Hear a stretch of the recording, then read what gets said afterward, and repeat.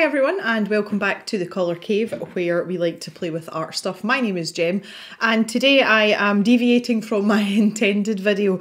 There's a reason for it which I'll explain once we get started. So I thought I would invite you today to come into the Ink House by Rory Dobner with me just for a little jaunt. This is my next front to back colouring project and it's really a personal colouring project. I had no intentions of sharing much of this in terms of YouTube, but today I just want to carry on with one of the first pages I've been working on, and that is the actual Ink House itself. So I just want to do a little bit on this and maybe have a wee chat as we go along. I thought that would be quite nice, just so that you guys can see a little bit of Inktense technique, the way I would do things.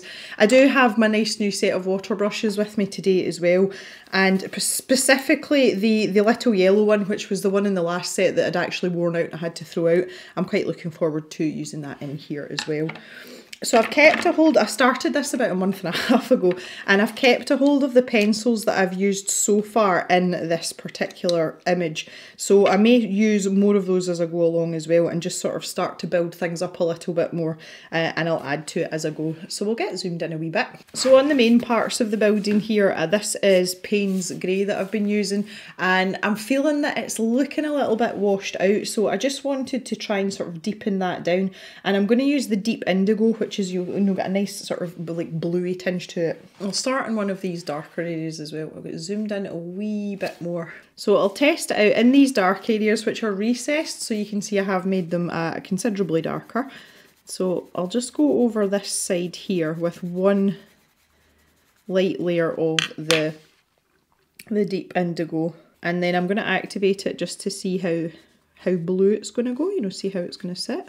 And that's much better. It's a much richer colour, which was kind of what I was hoping for. And then with the excess that's on my brush here, I'm just going to add it in elsewhere. So that's a bit much better intensity. That's what I'm looking for, so we'll go with that. Okay, so the reason that I'm here doing this today instead of the proposed video, which if anyone is interested was the scroller challenge, that will be Thursday's video instead. Some of you may remember that I think it was about a month and a half ago, maybe not quite as much as that, I fell and hurt my foot. I tripped over the dog, Little Woo, the deaf Jack Russell, and since then, what I thought was completely unrelated, I have had a really stiff neck, and it's got progressively worse over the weeks, and I noticed it especially. I was doing some yoga about 2 weeks ago, and one of the things the instructor says is twist your head and look up as long as it doesn't bother your neck. And I always thought that was quite an odd thing, you know, to include in a sort of yoga class. I was like, surely if you've got a bad neck you wouldn't be doing yoga anyway. So I'm minding my own business, doing all my bits and bobs and my downward facing dog, and all of a sudden I turned and I was like, oh, that is bothering my neck. And it just kind of went from there. And about 3 days ago I had such a bad tension headache in at the nape of my neck that I couldn't turn my head, and I bit into an apple and it reverberated through my entire brain as if somebody was like drilling a hole in it. I wasn't in good shape. I'm still not in good shape, but thankfully we have, we call her Paula the Back Lady. She does have a surname, but we call her Paula the Back Lady. She comes once a fortnight and basically works on Mr. Jem, because being a farmer, your body, you know, takes quite a lot of punishment, and you get to a certain age, and especially working in Scotland where you're working in damp conditions a lot of the time, you do tend to get a lot of sort of achy creaky muscles. And she was coming to do one of her routine visits with him, and I had asked her, you know, the fortnight before, I said, would you take a look at my neck and my shoulder for me, because it's, you know, it's a bit ropey, it's feeling a bit tight. Well, I couldn't wait for her to come by this point because I was in agony. And she started sort of working on me, and at one point I thought I was going to vomit, which was delightful. And she said to me, she says, no wonder you're in so much pain. She said, your neck and your shoulders are an absolute mess. And she found knots in my shoulder muscles that I didn't even know were there. And unfortunately with these things, they tend to get worse before they get better if you've been manipulated. Now, Paula the back lady spent a good 2 hours on me yesterday. For want of a better phrase, I feel like a bag of crap. I feel as if I've been beaten up. And I'm still struggling, even leaning over just now, you know, the way that I'm sitting, I can feel it. And I've been instructed to not do anything crazy. I've not to lift anything. And it's going to take a couple of days before it's going to start to ease off.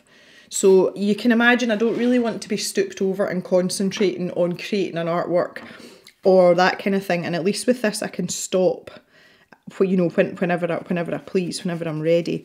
Because I'm filming this on Saturday. This video is obviously you're going to be seeing it the day after, which is Sunday.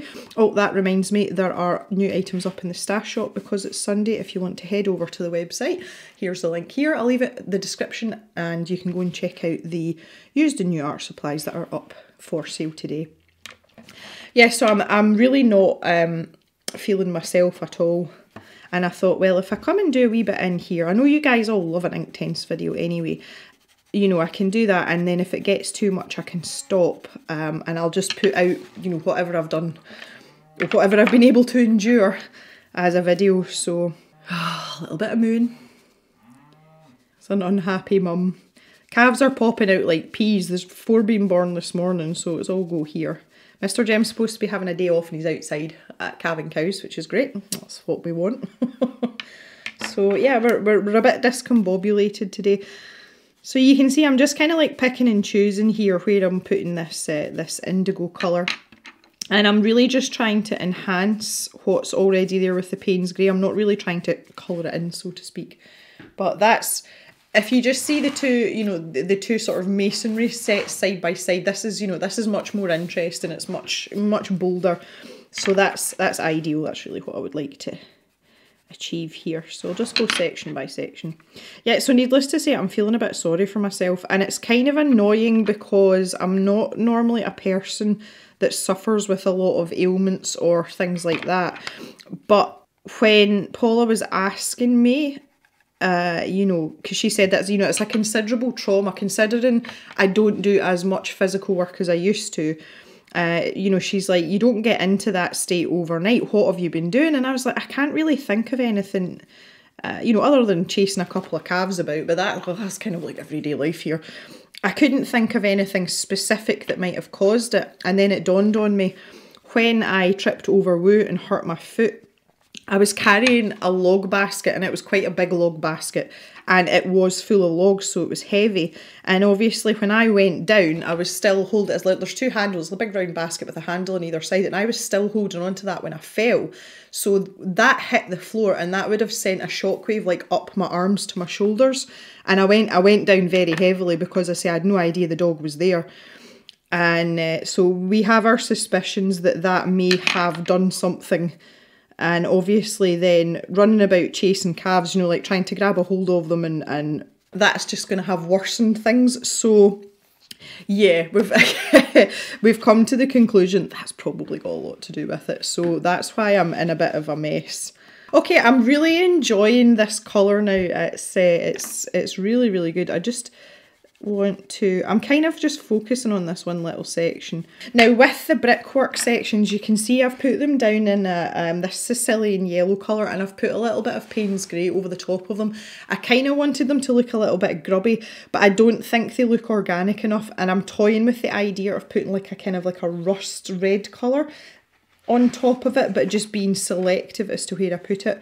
But the main thing I'm struggling with just now is I have all these sort of fancy, I can't remember the name for these parts, but like, you know, all the sort of decorative sections. And normally in a grand house like this, you know, when it was first built and in its heyday, these would all be painted like a contrasting colour. And, you know, like to let all the sort of grand features stand out.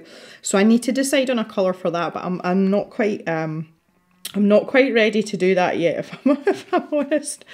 So I'll maybe have a little think about that for a little while. The other thing I want to decide on is like a wood frame colour, because I've got these shutters here, and I've got this sort of conservatory surround, and this kind of reminds me of my sunroom a little bit. I don't know why, because it looks nothing like it. But I don't know if I want to leave it white. I think that's a wee bit boring. I think while I'm pondering that, I'm going to come back to my bushes down here that I've only just started working on. So I've got this colour Fern. Now this was spring green, if I remember rightly. What I was doing in these sections was putting a really rough layer of colour down, but doing it in sections just so that we can have some contrast in the, you know, the different areas of this greenery. So I'm just going to do this little section here, and you can see that that is really rough. And I'm taking a much bigger water brush for this and sticking with those same circular movements. I'm just blending out my pencil lines. Literally all I'm doing is just getting rid of the pencil lines. Just fading that out a little bit. There. Now I've got another section over here at this side as well. Now I'm not sure where I think the greenery kind of like stops here because there's a sort of jagged line that Rory's left there. So I'm going to go with that. And I'm going to try and avoid the sort of, the blooms on the trees there. There's a little bit of foliage there in the trees. And I'll do that at a contrast in colour. I'll maybe do that in like a lilac or something, you know, so that it really stands out. There we go. Now I'm keeping this very light because I've got a feeling that this foliage is maybe off in the background somewhere, you know, it's a bit further back. And with the Inktense pencils, if you do want that, you need to be very light-handed. So that's not bad. So if you compare that to the section over here, you know, it's a good bit lighter, but I'm going to leave it like that. I may have to... because again, I think there's like a bush here. I'm having a little bit of trouble, you know, differentiating, that's the word. So I want a much darker green. I've got this iron green. I could use that for those fronds actually. I've picked up the wrong pencil. I've picked up Ionian green instead of iron green. Dagnammit. Okay, so I'm going to have to stick with this for the palm tree now that I've started, which is disappointing. Right, so we'll be selective as to what we activate here. If I just use some flicking motions, it'll pick up some of the pencil, but not all of it. Yeah, there we go. That's good. Okay, using the actual iron green this time. Get this one out of the way. I think I'm going to use this here. Now when I'm doing things like this, especially say when it's foliage, I'll put a very light layer down. Just in the sections that I want. It helps me see what it's going to look like. And then we activate it, leave it to dry, and then once it's dry I can go back in and I can either deepen the colour all over, or I can, you know, pick out specific areas and build them up a little bit more. There we go, look. So that's given me an idea of the shape of some of these branches as well. I think I'm going to take this Ionian green, not the iron green. Oh, here we go. I'll try not to mix them up now. I'll move this one out of the way. And I think this bush at the front here, we'll use this for here. This was one of these pictures I started. Now I did this one, there is a tiny little ink house. If I just turn this over, you can see it's like like from afar. And I didn't want to do that one because I wanted to figure out what colours were going where on the big one, and then I could just sort of transpose that over. So technically, actually not front to back, but there's a reason for it, and it's because I don't want that first little one to be different from this, but I also want to be happy with it because when you start turning the pages, it's one of the first things you see. So I'm lifting the book up like this because when it's folded over there is a curve there, and I tend to find, especially with the Inktense, it seems to like really latch onto that, and you end up with a really an intense band of colour just where the paper naturally folds. But by holding it up like this you can do a better job of it. And if I just use a wee brush I can push that right into the crease of the spine. See, nothing fancy, no special techniques. Wang it down on the paper. Now we can get a bit inventive with that, so we'll build that up again. We'll wait until it's dry. I'm going to return to the front of my house here. I'm just going to pop in some more areas with this deep indigo. See, when I first started this, I thought that, you know, it's a single page, this won't take too long, and then, oh boy, how wrong was I? There's so many intricate details to this, like so many. It's crazy, crazy, crazy, but in a really nice way. Got this. I've been skipping this section because there's flowers there as well, and I want to make them a really bright colour. I do want to keep this sort of run down feeling that the house has though, you know, so I didn't want everything to be, you know, like really bright and uniform.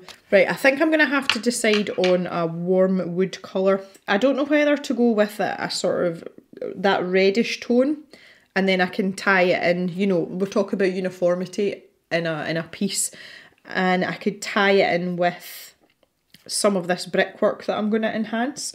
I feel like the red oxide might be a step too far though, but the other option is madder brown, which is quite muddy. I'm going to go red oxide. I'll test it out on a scrap of paper first and see what it's going to look like in pencil form. So it's quite, yeah, it is quite brown in pencil form. And if I just take this large water brush here, it does become very red though, this is the thing. I think it's a bit too red. I'm tempted to go baked earth. It's more orangey. And then if I want, I can use a brown just in pencil form over the top of it. That might be, yeah. Yeah, I think I would rather go with that and then work on the top of it. This is just a bit in your face. Right, bye-bye red oxide, you head back over there. So I'll pick out some of the areas that are... I'm still not sure if I'm going to do these parts. I've got a funny feeling I'm going to end up leaving them white. But there are certain features of the house that I feel should be wood coloured. You've got all this, like, you know, this is like the broken, you know, the broken framework and things. And then we've got all these, see these little shutters here. So I'll start with them. Little shutter hanging off. Oh, looks sad. Oh, it's so sad. And then we've got this flap up here. This is like a trapdoor. I love things like this. See, things with like trapdoors and secret passages and kind of makes me happy. And then there's this little circular window. Now see, I think that might be, because this part here, the box part, may be painted to match the kind of fancier areas, but the actual window itself might be that sort of colour. So this, I'll just like work my way down. Now we've got these chimney pots as well, and in the UK these are nearly always a terracotta colour, so I'm going to add those in as well. Again, they are quite a small detail, but we can work on them a little bit more. I'm not sure what this bit's attached to. I think it's the other side of this frame. So if that's the case, this would be like the timber frame that the roof's built on. And the chimney comes up in between there. But these parts would be painted a bit like these parts. There's a lot of figuring out to do in this picture. Now again, I actually think these bits are stone, because that's what I've done up here, and then there's just the trim. Right, I'll figure that out later. Okay, move on down. Come on, Gem. Got two little chimney pots there as well. Yeah, I'm going to make all these windows as if they're timber framed, I think. Apart from the obvious ones that are stone. You can see that one quite clearly, it's stone. But there's not always everything that matches in this, and that's what I quite like about it, because that's what gives it that sort of higgledy-piggledy, you know, feel about it. So we've got these parts here. That really, my monitor is like up here, and I just turned up to look at it there, kind of forgot about my neck. That wasn't a good idea. Oh dear. Deep breath, it's okay. There you go. See, I must be enjoying myself. The fact that I forgot about that means that this is taking my mind off it. So this might not be of much benefit to you guys, but it is to me. Oh no. Right, okay, so let's pop that in. And we've also got this pulley mechanism here as well. One would assume that they would source all their... One would assume that they've sourced their wood from the same place. So yeah, but that's my story and I'm sticking to it. And we've got these weird bits here. I don't know what they're called either. They're more kind of like fancy doofy bobs. And then again, the frame of this window as well, for some reason I just feel as if it would be wooden. And then we've got this wooden bit down here too. This is definitely wooden. But then I'm thinking, is this one of these? It looks like it is, so that's probably should have been, I don't know. Or maybe we should just make them all that colour. If While we're thinking about that, I'm going to have to get like a really pointy point here because these windows are tiny. Well, the windows aren't tiny, the frames are tiny. Again, don't think I'll be activating these with water. I don't even know if I'm going to be able to get any shading in there. They're just a bit too wee. I'm a bit concerned Mr. Jem hasn't come back in. He's concerned about a cow because she'd been trying to calve our calf for nearly an hour and she wasn't getting anywhere. I think it might be a vet job. If that's the case, that's why he hasn't come back in. So that's a little bit worrying. The calf that was born last time I got interrupted in the video, the calf's doing great. It's a little boy. And he's doing absolutely fabulously and he's having a great time running about with all his friends. And this one in here might have a frame on it. I think the more I look at this, I think I'm going to go for it. I think I'm going to make these all wood coloured. Right, tell you what, let's try this one out here. Just because we're working on this part, we might as well try it out on this one and see what it's going to look like. I mean, granted, there's not a lot I can do if I decide I don't like it, but we might as well try it on one part and see what it looks like. Now there's a little bit of blossom here again. Now this is off the same tree. So if I grab the iron green, not the Ionian green, that is really confusing actually. Now this is quite a strong colour, so it shouldn't have too much of a problem over the top of this. So Mr. Jem's just been in and dutifully informed me that our cow has had her calf. She's happily licking away at it, so she's in a pen inside just to make sure everything, you know, we can keep an eye on her, make sure everything's going to be okay before we let her out with the rest of the mummies and babies. Okay, so let's try this. We'll just get this activated again just to give us a nice even base coat here. Try and avoid my greenery for now. That's why having a little weenie brush like this is really good, because if you do have two layers of pencil that you want to keep separate as it were, you've got a much better chance. Yeah, I think it's a bit orange, it's a bit vibrant, but we'll soon mute that down with either grey or like a darker brown. It is very orange. It looks a bit like a can of Iron Brew for anybody that knows what one of them looks like. All UK people, I'm looking at you, everyone else is going to be really confused by that. So we'll let that bit dry as well.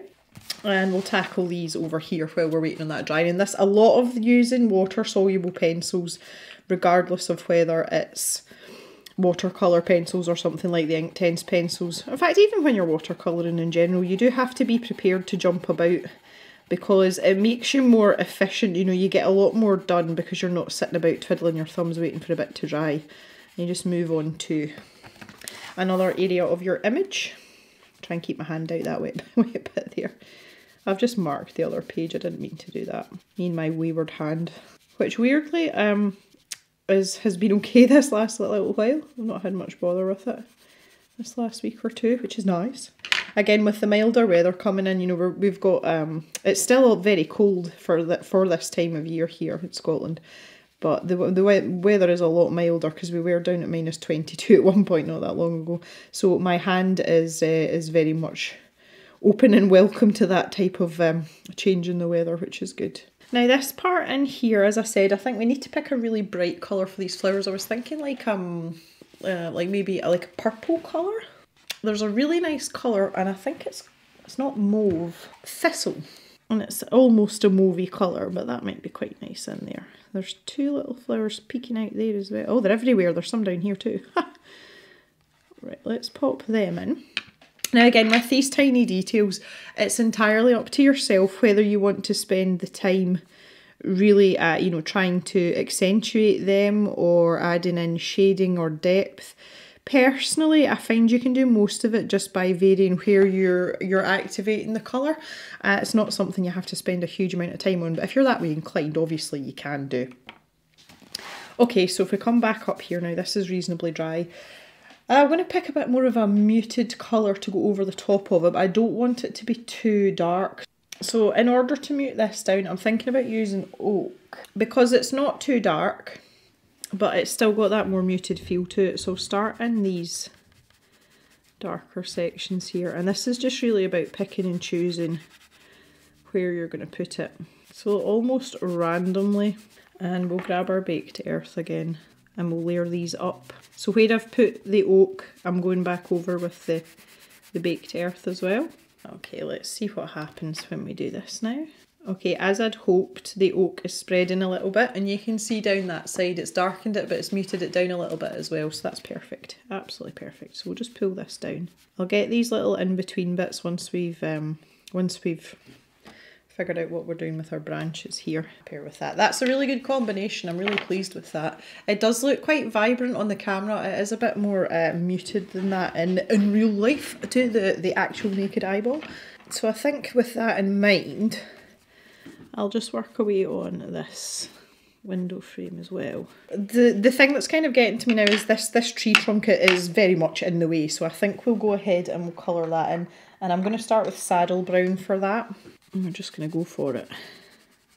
Now I'm going to try and go with the direction of, this is like all twisted round. This is a very magical looking tree. So we'll try and keep in the direction of some of these. And quite often when I'm doing this, if I do want to keep the texture of something, I do bits separately. And I'll activate them. Just so that you get a bit of separation and, you know, like a little bit more of a defined waterline, because it helps sort of bring out the fact that, excuse me, there are different sections here.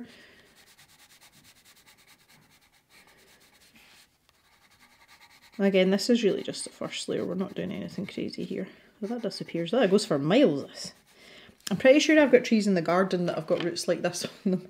The trees in our garden are huge. I'm actually still trying to find out when this house was built. I did look for some sort of historical information and I haven't found anything on the internet. I think I'm going to have to go to the local library when it's opened up properly again and see if I can find anything. The other thing I want to do is I might speak to the neighbour next door, because the house on the farm next door, when I say next door I mean our next nearest neighbour, which is like 2 miles away, but the house is exactly the same as the original part of our house. Ours has been added on to over the years numerous times, but the actual main core part of the building is exactly the same as the neighbours, and I'm wondering if maybe they know anything about their house. It was very odd because the first time I saw it I was like, oh, that looks familiar. And it's because it's the same. Okay, so let's do this part here as well. Our pencil. It took us a while to figure out what was the original house, and it was literally just a block with like 4 rooms in it, and that big rooms granted, but 4 rooms. So we were trying to imagine, you know, what the place would have been like and what room would have been for what purpose, if you know what I mean. It's quite interesting. Okay, so let's do this little branch here. And this is meandering its way up, disappearing in there.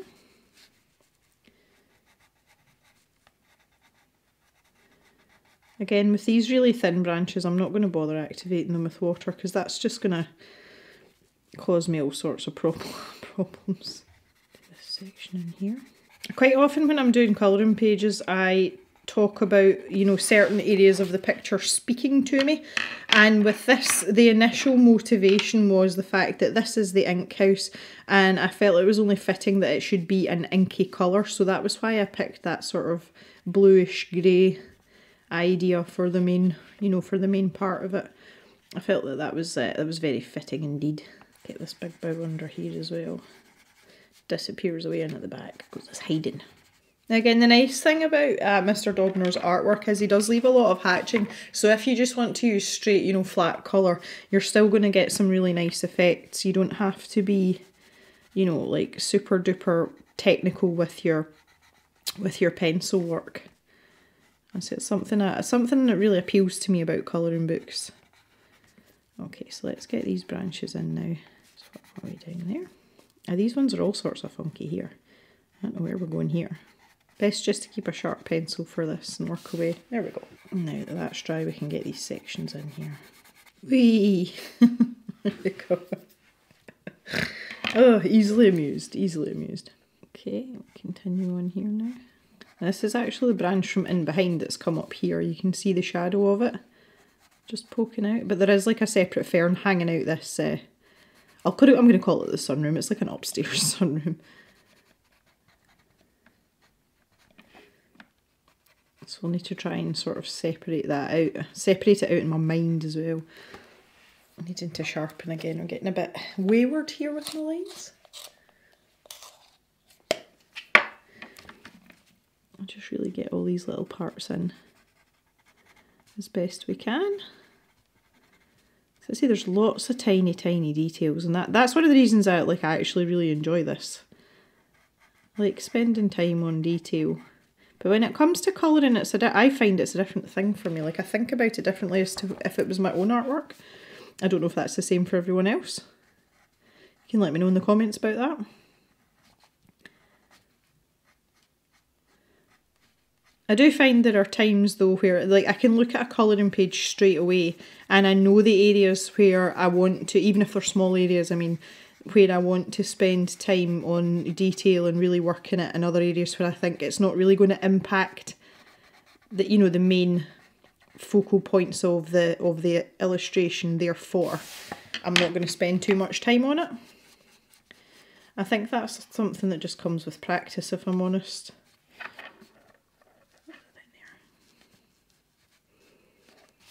Okay, right, that's better. I'm quite happy now that we've got that done.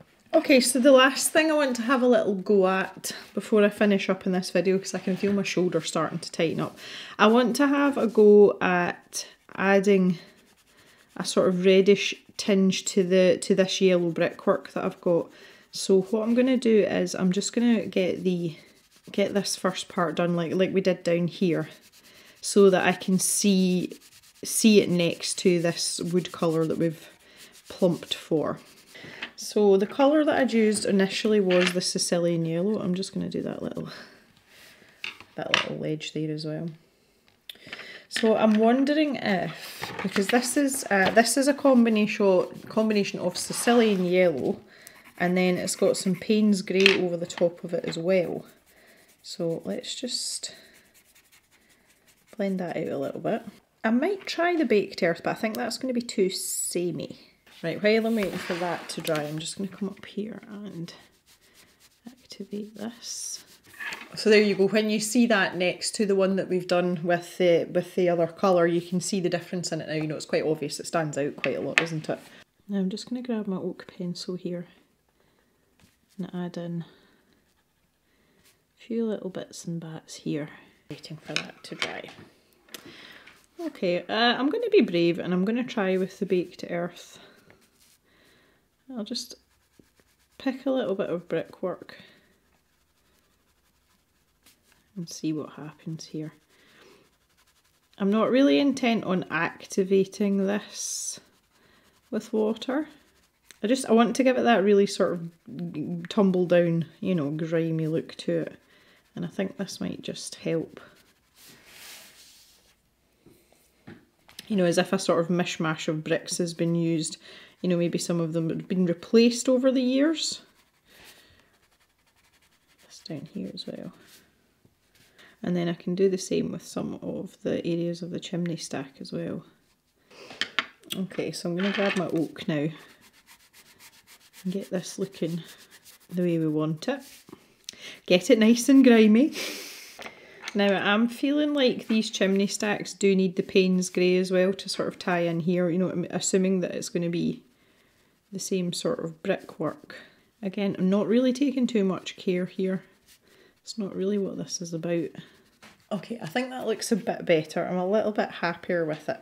I think while I'm here as well, and I've got my baked earth, I'm just going to go ahead and do the rest of these parts. And I'm going to do my sunroom in inverted commas as well. Just do that top section first. I'll jump back down here as well because we've got this part in here. Get the oak in there while we're hanging about. Do you see what I mean though? There's so many elements to this picture. Any sort of designs I had on this being a quick picture to colour were sorely misplaced. It's prolonging the fun. So now I've got these, I'm quite determined to finish just this little section here today. So I'm going to stick down my Sicilian yellow and get a little scrub of Payne's grey over the top of that as well. Again, more just to mute it down than anything, and it's given it this slightly greenish tinge as well, which is really nice, you know. And I think about like moss growing or, you know, anything like that, it just kind of like adds to that tumble down feel. But because we're using the selection of colours that we're using, it's still quite fun, you know, because the premise of this is still very fun, and I didn't want it to end up looking like this big, you know, sort of horrible gloomy mansion that, you know, wouldn't look out of place in an Addams Family film. I wasn't going for that at all. So I'm just going to fill in some little bits and pieces. There's a few bits of greenery here that I just want to, you know, well, have caught my eye. Okay, that's good. I'm pretty happy with that. I've got this trim here as well. So this side's going to be quite dark because, again, these sides are the sides that are recessed. So I'm going to go a bit heavier with the Payne's grey just in at these corners there. And that's exactly what it's to do. You know, it's to help it, like, push it back like this. You guys know what I mean. I've always one for a gesticulation. It helps me get my point across. And we'll do the same just in the other side here. So a little bit of Sicilian yellow, not much, very light hand. Grab the Payne's grey, pop a wee bit over there. Now, using this oak pencil as well, I know I'm jumping about a lot here, but it's just the nature of this picture. While I have the oak pencil to hand, I just want to do a bit of work on this tree trunk. So I'm thinking about these sort of twisted parts, and I kind of want them to be a little bit more obvious in places. Like down under here, I want that to be a lot darker. So use a bit of oak in there. Again, I'm just following Rory's hatching that he's left here. There's another part as well. We'll bring that up and round. You'll really accentuate some of these twisted parts. And just a quick lick with the water brush, not necessarily trying to blend that out completely. Just to give it, it's more like an accent than a full-on blendy session.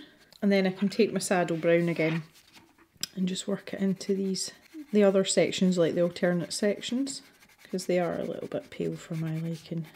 Yeah, that looks more like a tree. That's what I'm talking about. I've got a couple of the roots here. They seem to have come from everywhere, these roots. And that's disappearing over the other side of the garden. Super. That's better. Okay, at least we've got our tree completed. That's good.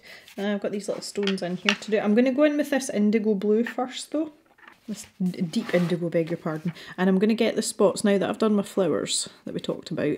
And I'm just doing this tiny section at a time. I might even try and get zoomed in a little bit because it's pretty weeny. So in here first. Ooh. And I still want this sort of ornamental bit of the doorway to stand out. So making sure that I'm taking that into account. This is all going to get a bit messy in here, I think. Try my best to keep this as neat as possible. Again, in such a tiny area of the image, don't worry if it's not perfect, because there's a lot of there's a lot of textures and everything going on here, so you're not going to lose too much if it's not absolutely spot on. And I don't think there's much point in torturing yourself over things like that. Right, so I've got my Sicilian yellow here. Oh, there we go. And then my Payne's grey. I've got so many pencils out now. Again, just very, very lightly over there. And then just a little sweep. Barely touching the paper with that. Okay, lastly I'm going to grab my Ionian green again. Or maybe my Ionian green. And I'm just going to pop in, there's a few stems and things on this flower. So I just want to add them in. Really is a minor detail, but I really wanted that section finished.